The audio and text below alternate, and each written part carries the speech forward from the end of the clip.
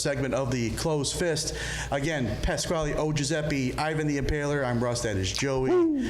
Wills is in purgatory. He got sent home from the European tour. He was sent to the principal's office because he won't accept New Day as the best faction of all time. Oh. New Day rocks. New Day rocks. But it's an appropriate woo there. 30 for 30. Ric Flair. Whoever thought that we would see a pro wrestler on an ESPN special, 30 for 30? Well, they did do. Now I might be thinking of something else, but didn't they do something about Scott Hall? They did. It was like a part of another special. Yeah, okay, it wasn't. It was like a 60 E60, yes, I believe. It was. E60, yeah, and they introduced his son Cody. Yes. In there, who's in New Japan, by the way. Oh, okay. Yeah. You're gonna be booking Cody soon for Buffalo Championship Wrestling. That'd be cool. I'm putting the pressure on. He's a big boy. You didn't hear the financial rant we just went through? Damn it, Ivan. Way to expose me. But really interesting story coming out of the 30 for 30. A lot of things we probably assumed, but a lot of things coming to light there. Like the 10,000 women, 5 girls a day, and twice maps. And wrestlers never exaggerate. No, never. Hey, Will Chamberlain claimed to have how many? Just saying. But he wasn't limo riding, jet flying. Yeah, but I don't understand these people that are questioning the numbers because, I mean, again, like we were talking about, these guys were on the road 350, 360 days a year. If you do the math, it's not that far-fetched. You grab a matinee here and there at a bar and you're like, before you get to the arena, that's not far-fetched. I don't know why. Especially if you're Rick F. and Flair. Yeah, exactly. And you got these people that are coming out like, no, there's no way. Yeah, okay. Well, whatever. actually, I think Steven Tyler's jealous because he was very heated, but he was very bitter about that. I heard that. Like TMZ grabbed him for like a quote or something. He wasn't happy about it. He's like, I'm only at 8,500. He might go on a tour again and try to finish, catch up behind Flair there. Steven Tyler, to be the man, you got to beat the man. Yeah. But some really, I mean, a lot of things I didn't know. The fact that growing up in Minnesota and whatnot, and the fact that he was adopted, and that his parents his stepmother and stepfather didn't like the fact that he went into pro wrestling and all that. How about that first picture of his first wrestling picture of how thick he was? Yeah, we had a discussion about that. I'm like, that's not him. Until he comes here and tells me that that's him, I'm not believing it. You know what? Amazing. You look at the face, and it's like, if you look closely at it, it's like, oh, yeah, holy cow. Well, if you read his book, like we talked about his book off air again, we had a great show off air before we started today. Always. He talks about how one of his earliest influences was Ken Patera, so that's where he kind of molded himself. He wanted to be a power lifter, and then when he went to the camp, realized that with that physique, he couldn't do what he wanted to do, and that's when he kind of trimmed down, a little less on muscle, and just kind of became what he not, I wouldn't say today, but what he was known for like in the 70s and 80s. I mean, I guess that's where the Nature Boy Buddy Rogers came into play. Yep. Yeah, I mean, that was the Buddy Rogers and the strut from Jackie Fargo. Yeah. And there was a lot of borrowing. Yeah, well, I mean, a lot of borrowing wrestling, though. I mean, that's the way it is. Right. Borrowing from then, borrowing now, and whatnot. But overcoming all of what he had to overcome, and then of course paying for it now, and whatnot. The career that he had. I mean, just the persona that he built up. Yeah. I mean, it was Ric Flair on one side, Hulk Hogan on another side. You had the Flair camp and you had the Hogan camp. I remember going to school. Yep. The school bus we were divided. You had the Flair side, you had the Hogan side. You got to see Hulk Hogan on TV all the time, not as much on the WCW or TNA side.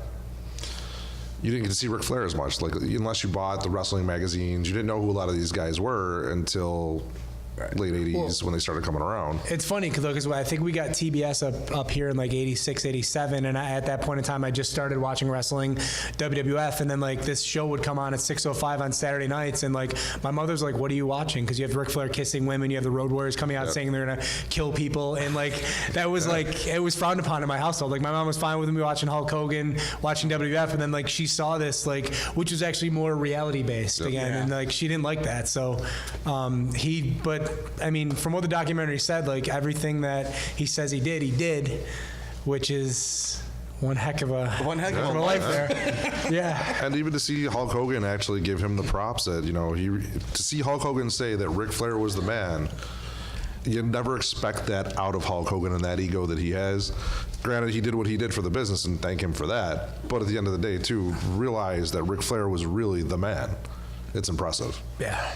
I have to acknowledge I did not see the special, but I've seen enough reviews of it to think that I did, but I didn't. Call me cynical, but I heard about that part about Hulk Hogan. He said it. Does he really believe it? That's true. I don't know. You know what? I think It seems sincere. I kind of do. He's a good actor. I mean, It's well, true. his movies aren't, but it's. Just because he drove a boat around for a couple seasons. Yeah, that was. I think I kind of do because the way he said it, it was like he put himself out there as more of like a comic book character. The Entertainer. The Entertainer. Ric Flair was more of, like you said, a reality guy with the robe, the flashy robe, and 5 women on his arm. the hair, Rolexes. the Rolexes, and he would do this in front of 50 people in a high school gym. When Hulk Hogan was in front of thousands of people, whatever. But I mean, who do you think was more influential in the business? I mean, if you had to pick one, was it Flair or was it Hogan? You ask me, I tell you. Just don't say Vince. No, I could go in between and say there's a hybrid Macho Man Savage to me because he really crossed the line between both of them. I mean, personally, and I know what you're saying, Hogan probably drew more money. In the Flair, though, I think was the prototype for people wanting to get into wrestling. Hogan influenced the business side of wrestling more. Flair influenced the performance side of wrestling more. Oh, I think that's I know people want to rank everything in life. We want to rank stuff, and maybe subconsciously I am weaseling out, but that's how I look at it. Everybody's good at what they're good at, and I honestly think that those two guys were the best at what they did for the business. Yeah.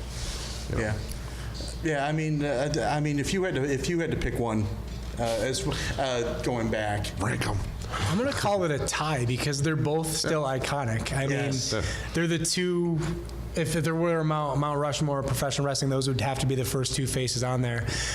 They both influenced their own areas in their own way. They're both still, huge icons. Hogan to a lesser extent because of the whole racial stuff a couple years ago. But I'm hoping that at some point in time that goes away. Right. But it might not go away. We might find more about him, and he just continues to get pushed away. But growing up as a Hogan guy, that was always my guy. What you gonna do, brother? I can't pick. I'm gonna say 50-50. They're both equals. Now, one of the parts of the documentary that really caught me and probably caught other people was there was the wrestling Ric Flair, and then there was the father Ric Flair. That there was a serious disconnect with his family. Now I guess when you're on the road for 350 days a year, you can see where that can happen. Well, plus being rejected from your parents is kind of the way he was too. Yeah, trying to get everybody else's approval rather than the people that meant the most in his life. Yeah, and you saw the effect it had on his kids. David Flair. David was on the verge of tears just talking about his father. Yeah, I mean, which is crazy. Yeah, I mean, and Charlotte, and the real crime in this whole thing. The real crime in this whole thing was Reed Flair. Yes. The fact that we didn't get to see him. Now, how much of a story would that have been? The passing of the torch could have been Ric Flair to his son Reed, and he came close to working with WWE as from what Triple H was saying, but the life, I guess, it passed over to his son. Some of that addictive behavior. Yeah. I mean, that gets passed down generation to generation, and what he saw growing up affected him, and some people just can't control it as much, I guess. That was actually the point of the documentary where I actually teared up because it was like, you know, It was sad. I didn't know that much about Reed. I didn't know about like some of the footage that they showed, like of Reed in the ring, and I didn't know it came that far. So I mean, like it was, you know, and then, you know, hearing him talk about it, hearing other people talk about how torn up he was, and then, you know, if you're kind of looking at the wrestling news, a lot of like weird incidents happened with him around that point in time with, you know, public behavior and things like that, and it's like he's, you know, it's tragic, you know. Yeah. And the Reed, I don't know if they covered this in the documentary. He was like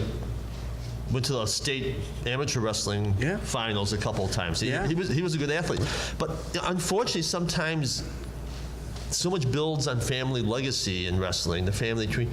Not everyone has the same skill set as their parents, and likewise, there's some parents where the kids are the better athletes. So well, then, on the opposite end of the spectrum, I don't know if you guys are familiar with that new Ted DiBiase documentary that just came out. So you had his son who's like, okay, I don't want this life anymore, I'm getting out. And then, you know, Ted now speaks, I wouldn't say negatively about wrestling, but just tells what he went through. So and then I think his son saw that, got out, but you know, it's interesting to see like if Reed would have stayed in and how that would have progressed, it would have been better for him, or if those demons would have just, you know, eventually got to him at the end of the road. Another part of it was seeing Charlotte talk. That wasn't her dream. It was she's doing it for Reed, which that's a hell of a. It's a burden. Yeah. It's a burden. I mean, on yourself. Yeah, because she's a hell of an athlete. Like she was a volleyball player or something, and she was, I believe, like doing coaching and fitness modeling and things like that. And now she's like, oh, I'm going to be a wrestler. And I mean, thank God she did, because she's awesome. Fantastic. Yes. I mean, you know, the stuff she did with Sasha Banks when she was on Raw. That's some of the best female wrestling I've ever seen, and they got a great push out of that. You know, but the fact that she's not only, you know, taking on the burden, but succeeding. Yeah. I mean, I mean, she's a six-time champion. I mean, multiple-time champion. I mean, depending on how you want to, you know, because you can never defend it at the pay-per-views. but the fact that she's a multiple-time champion. I mean, depending on how you want to view being a champion in pro wrestling today. Yeah. But the fact that she's pretty much carrying on Rick's legacy and the burden of Reed on her shoulders. I mean, that's a hard thing to maintain, isn't it? Yeah. I mean, to say the least. Yeah. I you mean, want to talk about tearing up when he showed up on SmackDown after she won this past week? Not gonna lie, I had a couple tears in my eyes. It was Well, good to that's see the thing him. too. Like he never goes away. No, Like you know. No, I'm not saying that negatively, but like, it's like, okay, like she was on her own for a while there, and then like, oh, here he comes again. Like, so I don't know. Good to see him up though. Yeah, everybody wants to see him. Like, it's still a big deal to see him on TV. But then again, like, can she really form her own identity and her own legacy when it's like, oh, you know, the subscriptions are down for the network. We got to bring Flair out, and you know, it's just like, how can she really mold herself? Yeah. But you know what though? I mean, I think it's in some way she is carving out that niche. Yeah. She is carving out her own path in this. But it's that the fact that she's Ric Flair's daughter is never going to go away. Well, like when you interviewed Cody a few weeks back, like when you asked him how do you carve out your own niche, and he said he really doesn't feel like he's done that yet. You know, he hasn't found his, and I think he's actually doing the best he's ever done. You know, now that he's away. He's really. But that folds into it too. Is, you know, when you have that namesake in front of you, where do you go? Can you be your own character, or do you have to be Little Nate or Little? Well, it's really not affecting me. They're just being called Cody.